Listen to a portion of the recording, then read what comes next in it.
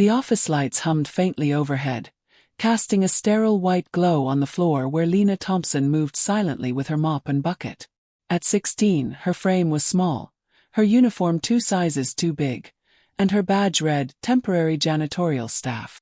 No one ever looked her in the eye when she passed. That was fine. She preferred it that way. After all, shadows are the best place to observe those who believe they're untouchable. Her mother worked nights as a home nurse, and her little brother cried in his sleep when the wind blew too hard against the thin walls of their apartment. Every cent mattered. That's why she took this job after school, cleaning up after men in tailored suits who left behind coffee cups, half-eaten sandwiches, and careless laughter. But Lena had always been different. Too curious, too perceptive, too smart for the place she was expected to occupy in the world. On that Wednesday evening, with the corridors of Gray and Hale Investments nearly empty and the scent of old coffee lingering in the conference room, she found it. A stack of documents, thick and neatly clipped, lay forgotten on the glass table beside a Mont Blanc pen. The top page read, "Final Merger Agreement. Crotech Acquisition." She shouldn't have looked. She knew that. But she also knew her mind worked like her grandfather's, the man who had once been an accountant before losing everything in the housing crash. He used to read her legal fine print instead of bedtime stories, whispering, "Power hides in footnotes, Lena. Always look where no one wants you to." Her hands trembled slightly as she turned the pages. Legal jargon tangled the paragraphs like ivy on a forgotten fence. But then something on page 14 made her freeze. A clause, buried mid-sentence between conditional liabilities and corporate indemnification, stated that, upon signature, Gray and Hale would absorb full legal responsibility for any pre-existing legal disputes from Crotech. Lena's breath caught. Well, that wasn't standard. She read it again and again.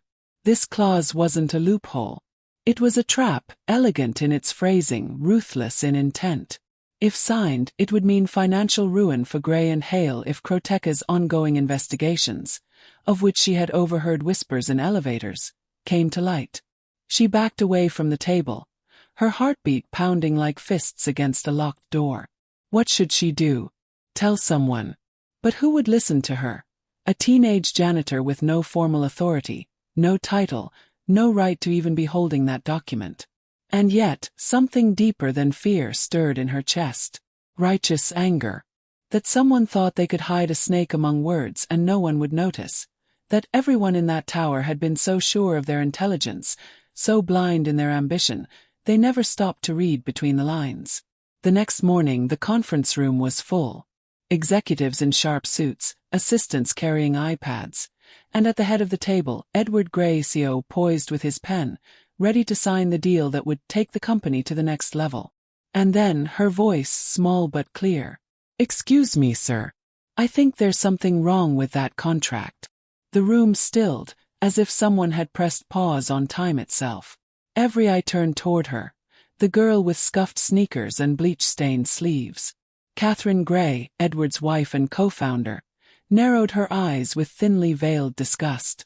"Who let the help in?" Edward's expression shifted. "What are you talking about?" Lena stepped forward, her hands shaking as she placed the copy she'd made. Yes, she had dared to photocopy the page, on the table in front of him. Her voice quivered but did not break. Page 14. The clause about legal responsibility. It's phrased to look harmless, but it isn't. If you sign, your company becomes liable for everything Crotech is hiding. You'll lose everything. A beat of silence passed. Then Edward looked down, scanned the lines and frowned. Deeply. The room erupted into hushed whispers, incredulous stares, and Catherine's cold voice slicing through. "This is absurd. She's a janitor, Edward. A child." But Edward didn't respond to her. Instead, he leaned back in his chair, the pen in his hand now still, the smile that had played on his lips seconds before now long gone. His eyes, sharp and calculating, met Lena's. And for the first time in her life, someone in power actually looked at her and saw her. He whispered, "Who taught you to read contracts like that?" Lena swallowed. "My grandfather." He said power hides in the footnotes. Edward slowly placed the pen down. Meeting adjourned. The silence that followed was louder than any applause Lena would ever hear in her life. The story should have ended there. A girl uncovers a dangerous clause, saves a company, and earns a scholarship, a handshake, a future. But Lena had learned too early that real life was nothing like stories. What she had stumbled into was not the climax. It was the ignition. 2 days after the aborted signing, Edward Gray called her into his private office. The elevator ride up to the 52nd floor felt like ascending to another world.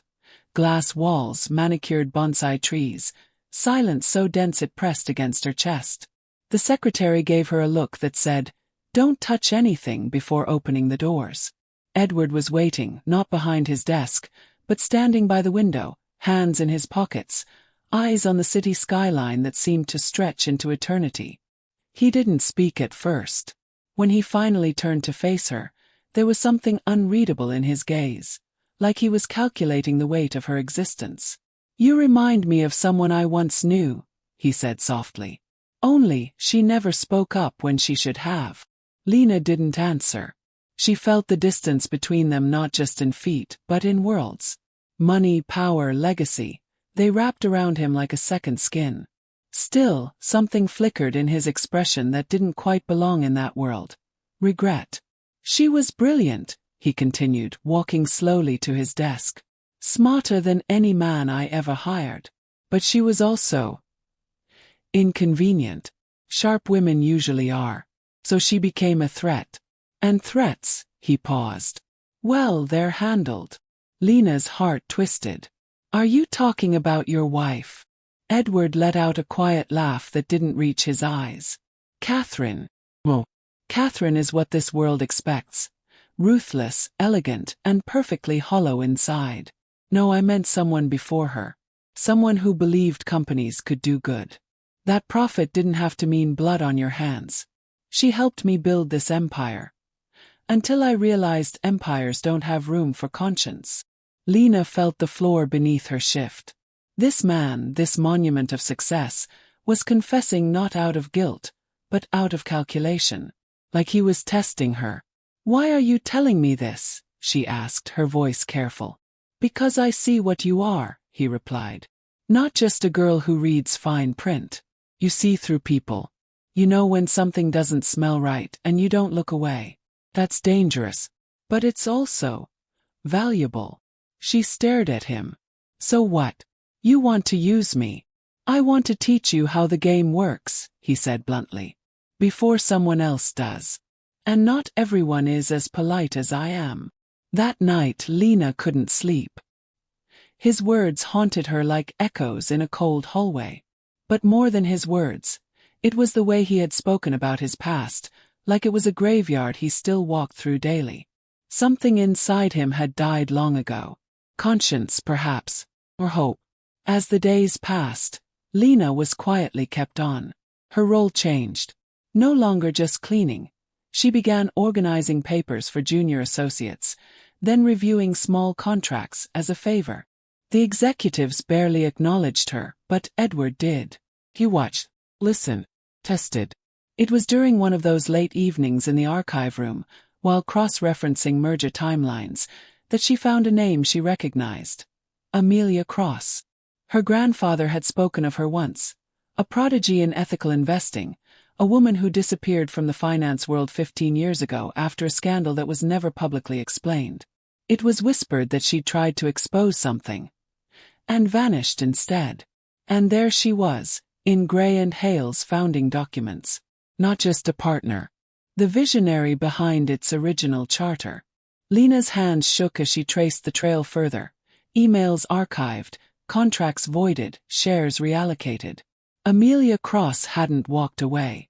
She had been erased. Later that week, she confronted Edward. "Amelia Cross. She's the one, isn't she? The woman you spoke of." He didn't deny it. Just looked tired, as though someone had reopened a wound he'd spent years ignoring. "She was my fiancée," he said quietly. "Before Catherine. Before all of this. We dreamed too big. Or maybe she did. Chose the board. The money. He chose truth. And she lost. Lena's throat tightened. Where is she now? Gone. Some say she's teaching in Maine under another name. Others say she's dead. His voice dropped. But I still see her sometimes. In my dreams. In the spaces between the numbers on a spreadsheet. Suddenly the office felt colder. Not because of Edward's confession, but because Lena realized something else. The powerful aren't born monsters.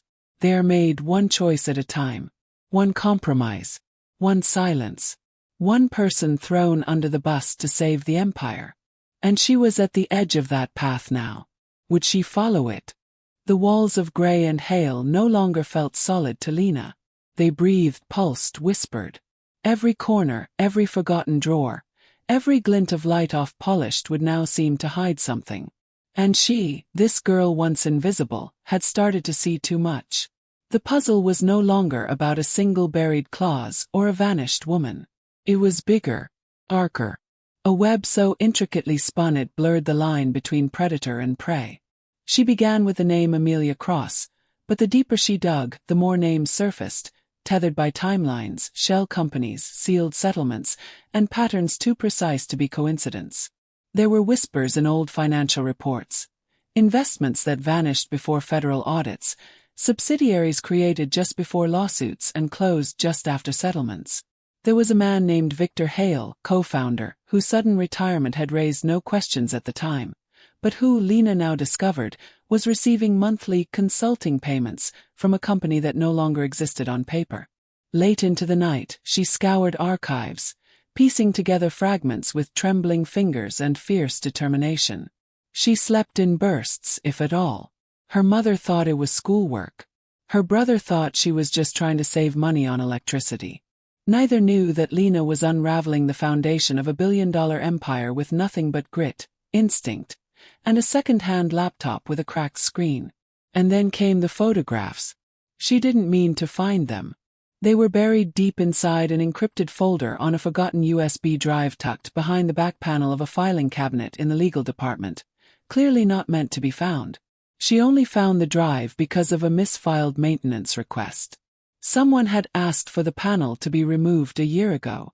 No one had ever followed up. She decrypted the folder over 3 nights. What she found made her sick. Photos of a quiet room. Dim lights. Men in suits shaking hands over what looked like sensitive documents. A younger Edward. Catherine. Victor Hale. And a woman, blonde, graceful, unmistakably Amelia Cross, seated but clearly distressed, hands gripping a folder as if it were the last lifeline she had. In one photo, her lips were open mid-sentence. In the next, her hands were empty, her face frozen in betrayal. Beside the photos, a memo. Cross signed under pressure. File away. Any resurfacing must be contained immediately. Initiate Protocol 11. Protocol 11. That was the thread that pulled everything loose. It wasn't just fraud. It was systemic silencing. Amelia had tried to expose environmental damage linked to a tech partner of Gray and Hale. Hundreds of children near a mining site in Peru had fallen ill. The data had been real. The danger proven. But exposure would have ruined them. So they'd buried it. Buried her. And everything else that threatened to surface. Lena's heart pounded with a fury that eclipsed fear. This wasn't just about justice anymore. It was about lives ruined in silence, voices extinguished because they didn't suit the profit margins. And she couldn't walk away now. Not after seeing that woman's eyes, wide, stunned, like she had just watched something sacred inside her get torn apart. The next morning, Lena slipped an anonymous packet onto Edward's desk. It included copies of the photos, the memo, and one line handwritten on the cover sheet. If you buried her, you'll remember where. When Edward summoned her an hour later, his face was pale, his hands trembling slightly. Not with rage. With something far more dangerous. Fear. Where did you get this? He asked, voice hushed. I didn't come here to clean floors, she said. I came because someone needed to see the truth. He looked at her long and hard, the weight of his past suddenly unbearable in his eyes. You don't know what you're walking into. Then explain it, she shot back. Because I'm tired of being underestimated. For a long time Edward said nothing. Then finally, you're not the first to try. But you might be the first to succeed, because they don't see you coming. That night Lena didn't go home.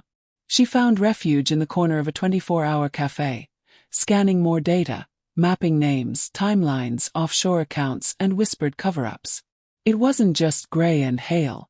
The rot went deeper. Judges, auditors, fake NGOs created to clean up scandals, journalists who disappeared mid-investigation. She realized she would need help. But who could she trust? That's when she remembered a name Amelia had once mentioned in an archived letter. Jonas Malik, an investigative reporter who had vanished from mainstream media 6 years ago after exposing a pharmaceutical cover-up. Lena found a blog he maintained under a pseudonym. She sent one message. I have a name you buried, Amelia Cross. And I'm not afraid to dig it up. Within 2 hours she got a reply. Where can we meet? The wheels were in motion. Lena was no longer just uncovering a conspiracy. She was stepping inside it. The girl no one had seen was now the one they'd all have to reckon with. And if they thought she'd stop now, they hadn't read the footnotes. It started with a silence that felt too loud. Lena knew something was wrong the moment Jonas missed their second call. He had always responded, even if cryptically. One word, a timestamp, a drop location. But now nothing. Not a ping. Not even a heartbeat echo in the data void. She waited, reread his last message. Midnight. Warehouse 17. Come alone. And felt the pit of her stomach twist into cold steel. She had gone, of course. Waited 3 hours in the shadow of rusting shipping containers. But Jonas never came. Only a half-torn scarf near the door. A scarf with a single bloodstain, still warm under her trembling fingers. They had found him. Lena's breath had turned shallow that night. Each inhale a razor, each exhale a silent vow. This wasn't just about silencing whispers anymore. Someone out there was making people vanish. And she'd poked too close, rattled too many cages. She tried to return to normal, but there was no normal anymore. She felt it in the glances at Gray and Hale. Too long, too still. In the elevator's flickering light. In the way the security guard now lingered just a little too long near the front desk. Her phone began to buzz with blank calls. Her emails reset themselves. One night, her laptop screen turned blue mid-research and flashed a single sentence before going black. You're not invisible anymore. She didn't sleep that night. Instead, she packed a bag. Essentials only. USB drives, her notebook full of handwritten names and diagrams, a burner phone, and the necklace her mother gave her the night her father died. She didn't know why, but the small silver locket felt like protection, or perhaps a reminder of who she still was under the fear. The next day, she didn't go to work. She didn't go home. She went underground, figuratively and literally. An old friend of Jonas, a hacker named Cade, had responded to her emergency signal. A photo of the blood-stained scarf and one word. Taken. Cade had once exposed a major telecom leak, and now lived behind 7 firewalls and a fake identity. He let her into his world. A place of flickering monitors, servers humming like anxious bees, and a kind of paranoia that had become second nature. I warned Jonas, he said, eyes never leaving the screen. They clean their messes like ghosts. If you're still breathing, it means they're not done watching you yet. What do I do? Lena whispered. You stop playing defense, Cade answered. And hit first. Together, they traced Jonas's last location through CCTV loops and encrypted GPS fragments. They found footage. He had been followed after leaving the cafe. Black van. No plates. No hesitation. Just a clean snatch. Lena watched the grainy footage over and over. Fists clenched, heart breaking in silence. And then a twist. Cade uncovered a shadow document Jonas had hidden behind a fake recipe blog. An investigative log meant to be activated upon his disappearance. It named not just Edward, Victor Hale and Catherine, but also Senator Darnell, a public darling who'd been funding Gray and Hale's offshore ventures in exchange for stock leverage and covert campaign laundering. It was bigger than Lena ever imagined. These weren't just corporate wolves. They were sharks feeding on entire systems, protected by layers of law, power, and fear. Cade wanted to leak everything immediately. But Lena hesitated. Not yet. Because something in Jonas's final message had felt off. Come alone. Jonas never said that. He knew better. And the scarf. The blood was fresh but minimal. Almost placed. And the way the cameras stopped working exactly as the van pulled in. Too clean. Too intentional. She stared at the footage until her eyes blurred and something clicked. What if they didn't take him? She said suddenly. What if he disappeared on purpose? Cade turned slowly. You think Jonas faked his own abduction? Not faked, staged. What if he got too close, knew they'd come, and vanished before they could? What if this is a trail he left, for me to follow? They reviewed his last log again. This time, Lena spotted it. An unusual file name embedded inside the metadata of an image. Location: Verdant Pines Sanatorium. Closed 2009. Off-grid. Abandoned. Perfect for hiding or dying. She didn't hesitate. She went alone. The building loomed like a rotting cathedral of lost souls. Paint peeled from the walls like skin, and the air smelled of mildew and memory.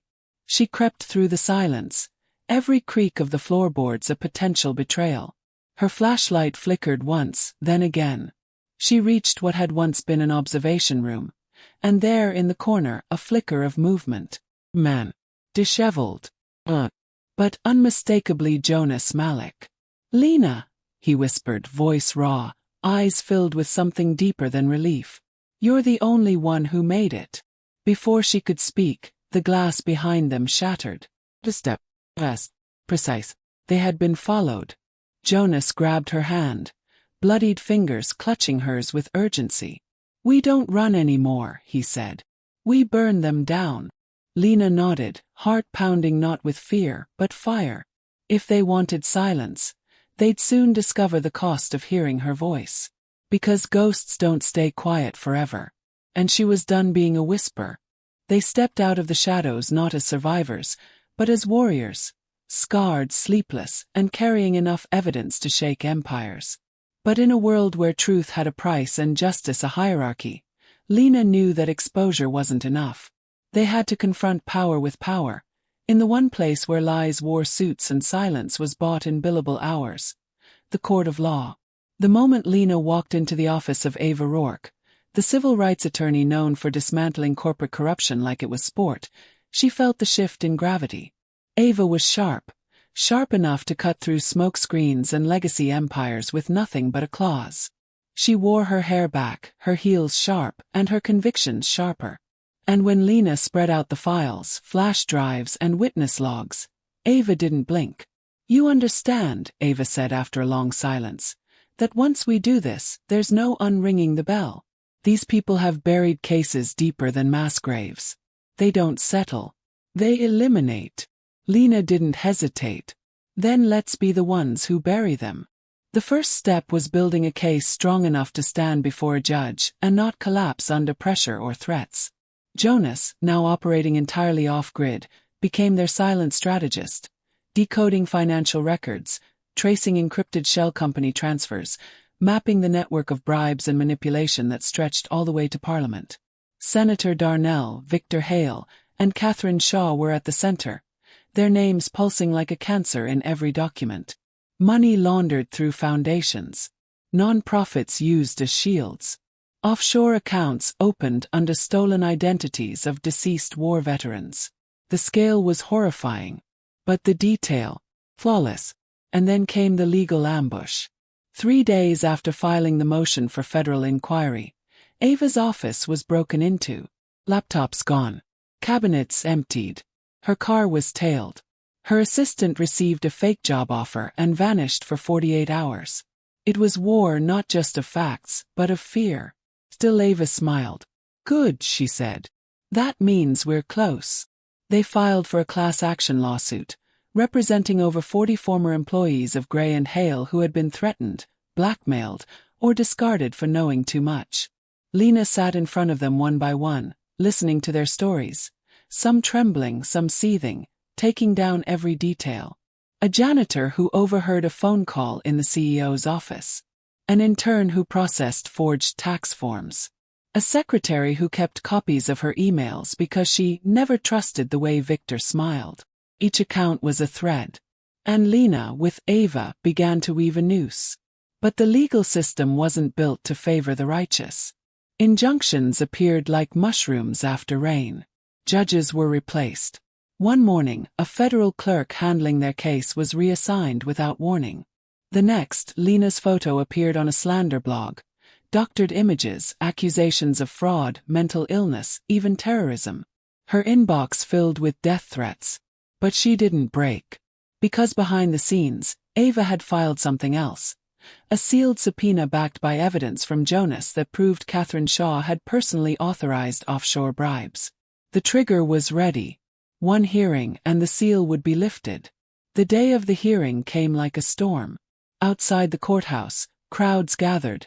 Media vans, protesters, guards with eyes like ice. Lena walked in wearing black. Not for mourning but for war. Ava beside her, cool and unshakable. Across the aisle, Catherine sat poised like a queen on trial, flanked by lawyers in $1,000 suits and eyes that had never known consequence. When Ava rose to speak, the courtroom seemed to still. "Your Honor," she began, her voice firm but not theatrical. "This is not just a case of corporate misconduct. This is a case of systemic betrayal. Of democracy hollowed out and sold. Of justice gagged by the rich and ruthless. And we have the proof. Not theories. Not suspicions. Names, dates, transactions. Testimonies. Confessions. Blood-stained documents and erased lives." She let the silence settle like thunder. "And we're done being afraid." The judge, a woman with tired eyes and a reputation for neutrality, nodded slowly. Then turned to Catherine's side. "Does the defense wish to respond?" The lead attorney for Gray and Hale stood smug. He walked with a weight of arrogance, papers in hand, and said, "We move to dismiss, Your Honor. This is a media stunt. Fabricated evidence. A revenge campaign by disgruntled employees and an unstable woman with no legal background." Lena didn't flinch. But then the judge spoke. "I've reviewed the sealed exhibits submitted by Ms. Rourke, and I find sufficient grounds to proceed to full trial." The courtroom gasped. Catherine Shaw's jaw tightened, her hands clenching at her lap. For the first time she looked human, cornered. As the gavel struck, Jonas sent Lena a single message from his secure server. "Checkmate is coming. Hold the line." The war wasn't over. But for the first time Lena could see the enemy bleed. It began like a thunderstorm, not with sudden violence, but with a strange stillness, an unnatural hush before the sky split open. After the court allowed the trial to proceed, Lena knew they had crossed the final line. There was no turning back now, and the storm came fast. Jonas sent word that several of their witnesses had received anonymous threats. Ava's office had its funding mysteriously frozen pending an ethics audit. And one night, as Lena stood at her apartment window, a brick shattered the glass beside her, a note tied to it reading, "Drop the case or watch them die." It wasn't fear that surged through her anymore. It was fury. Lena had spent too many nights grieving over silenced voices, too many mornings shaking from adrenaline and resolve. This wasn't just about revenge anymore. It was about reclamation.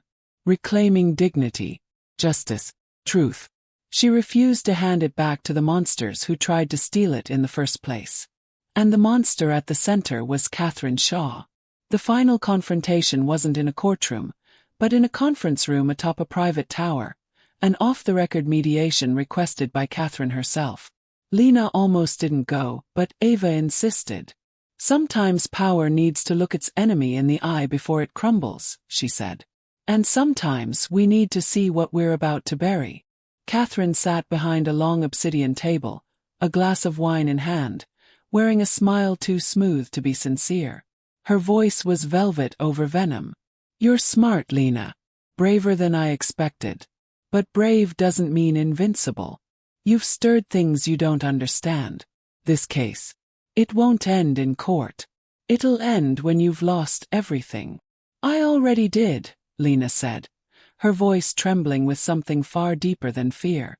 I lost my job, my peace, my family. But what I found in the wreckage was worth more. The truth. And people willing to fight for it. Catherine laughed, sharp and cruel. You really think justice exists? Courts are performance art. Judges play by rules made by men like me. You walk away now, I'll give you a new life. Silence buys paradise. Lena stared at her, truly stared. For the first time seeing not a titan of industry, but a woman drowning in her own greed. I don't want your paradise, Lena whispered. I want you to feel the weight of every soul you crushed to build it. The silence was electric. Then Lena stood, placed a flash drive on the table and walked away. 3 hours later, Ava submitted the final evidence. Video footage of Catherine authorizing the silencing of whistleblowers, digital audio of her promising payouts for legal cleanups, and a direct confession from a former executive, racked with guilt, naming names. The trial exploded across national headlines. The day the verdict came down, it rained. Lena stood outside the courthouse, soaked, trembling, surrounded by protesters, cameras, former victims, and silent allies. The judge read the ruling with the gravity of a funeral. On the charges of conspiracy, fraud, witness intimidation, obstruction of justice, and crimes against the public trust. Guilty on all counts. A sound burst through the room like a dam breaking. Relief, weeping, cheering, sobs of those who had waited a lifetime for someone to say you were right to speak. Catherine sat still, face pale, no longer a queen, but a relic of everything rotten that had finally collapsed. Later that night, Lena didn't go out. She didn't celebrate. She sat by her window again, this time repaired, watching the lights shimmer across the rain-washed streets. She thought of her mother, who taught her to speak the truth even when it hurt. She thought of the faces of every person who had whispered their stories into her hands. And she thought of Jonas, still hidden, still fighting from the shadows. His message brief but resolute. You did it. You started something bigger than all of us. Months passed. New laws were introduced, championed by a coalition Ava helped form. The firm of Gray and Hale dissolved under the weight of lawsuits and scandal. Lena was offered book deals, interviews, even political office, but she declined. Instead, she started a foundation for whistleblowers and survivors of systemic abuse. Hope, she realized, was not in speeches or verdicts. It was in the quiet acts that followed. The rebuilding. The planting of seeds in scorched soil. One evening, standing before a group of young women in a community hall, she said softly, "They tried to silence us with fear. But fear is a poor substitute for truth. And when truth has a voice, even a trembling one, it echoes farther than power ever can." The crowd rose in applause. And Lena smiled. Not because the fight was over, but because they had finally learned how to fight back.